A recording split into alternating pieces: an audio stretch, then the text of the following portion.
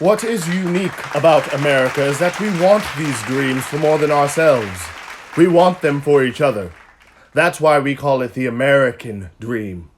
When our fellow Americans are denied the American dream, our own dreams are diminished. And today, the cost of that dream is rising faster than ever before. While some have prospered beyond imagination in this global economy, middle-class Americans, as well as those working hard to become middle class, are seeing the American dream slip further and further away. I cannot tell what you and other men think of this life. But for my single self, I had as lief not be, as live to be in awe such a thing as I myself. I was born free as Caesar. So are you. We both have fed as well, and we can both endure the winter's cold as well as he. For once, upon a raw and gusty day, the troubled Tiber chafing with her shore, Caesar said to me, "Darest thou, Cassius, now leap in with me into this angry flood, and swim to yonder point?" Upon the word, accoutred as I was, I plunged in and bade him follow. So indeed he did. No, the torrent roared, and we did buffet it with lusty sinews, throwing it aside and stemming it with hearts of controversy. But ere we could arrive the point proposed, Caesar cried, "Help me, Cassius, or I sink." I, as Aeneas, our great ancestor, did from the flames of Troy upon his shoulder the old Anchises bear, so from the waves of Tiber did I the tired Caesar. And this man is now become a god. And Cassius is a wretched creature and must bend his body if Caesar carelessly but gnawed on him. He had a fever when he was in Spain. And when that fit was on him, I did mark how he did shake. 'Tis true this god did shake.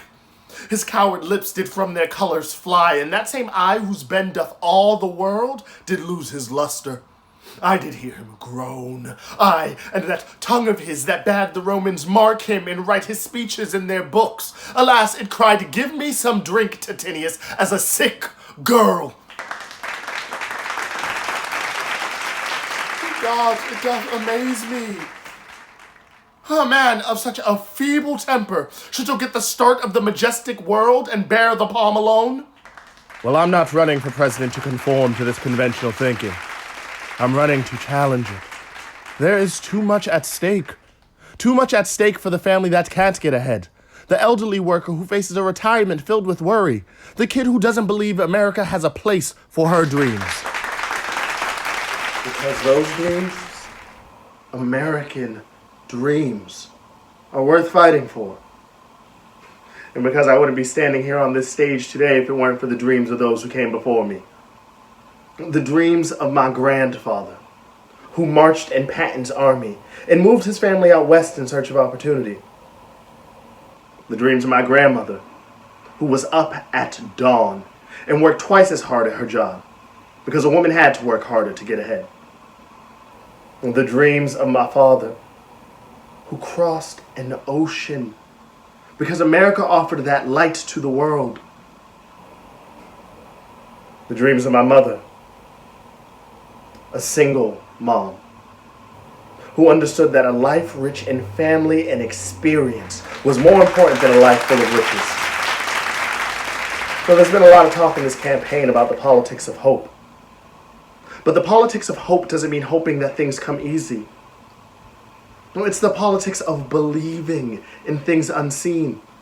No, believing in what this country might be and standing up for that belief and fighting for it when it's hard. America is the sum of our dreams. And what binds us together, what makes us one American family, is that we stand up and fight for each other's dreams. That we reaffirm that fundamental belief. No, I am my brother's keeper. I am my sister's keeper. In our politics, our policies, and in our daily lives.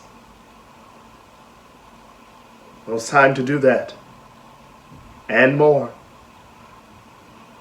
It's time to reclaim the American dream.